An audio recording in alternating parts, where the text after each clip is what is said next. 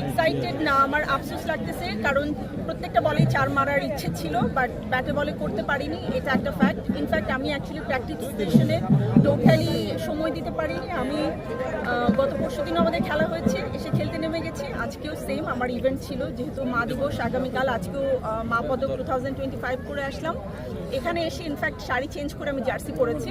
So practice করার ওভাবে করে সময় ছিল না, বাট আলহামদুলিল্লাহ আমাদের যে টার্গেট আছে, এই টার্গেট এখনো পর্যন্ত কিন্তু হায়েস্ট টার্গেট, এর বেশি আসলে তেমন কেউ করতে পারেনি। সো আশা করছি আমরাই জিতবো।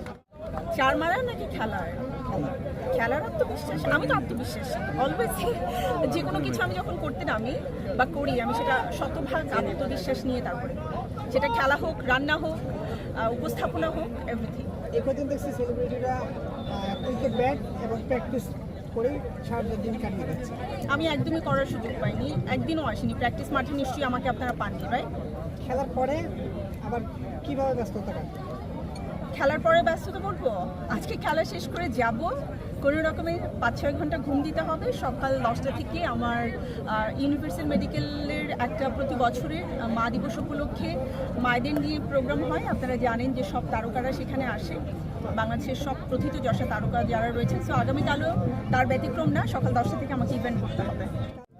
মায়েদের লাঞ্ছিত হওয়ার ঘটনা কিন্তু এক্সেপশনাল যেগুলো ঘটে সেগুলোই আমরা সোশ্যাল মিডিয়ার থ্রুতে বা বিভিন্ন মাধ্যমে জানতে পারি। আর আমি একজন মা হিসেবে বলবো যে মায়েদের অনুভূতি আসলে প্রকাশ করা যায়।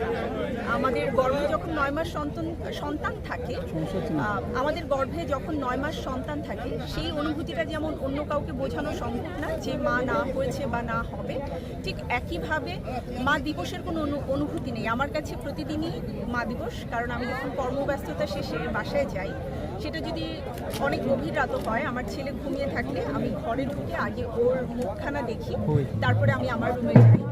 এবং এমন অনেক সকাল হয়, যেমন আজকেও যেটা হয়েছে, আমি সকালে যখন কাজের জন্য বের হচ্ছি, আমি প্রথমে আগে আমার ছেলের ঘরে ঢুকেছি, তাকে দেখেছি, তারপরে বাসা থেকে বের হচ্ছি। তো আমার মনে হয় পৃথিবীর প্রত্যেকটা মায়ের মধ্যে এই অনুভূতিগুলো কাজ করে, যে সন্তানদের মুখ দেখলে আমরা সব দুঃখ, কষ্ট, অপ্রাপ্তি সব কিছু ভুলে যাই, আবার প্রশান্তির যে একটা নিঃশ্বাস আছে সেটাও দিতে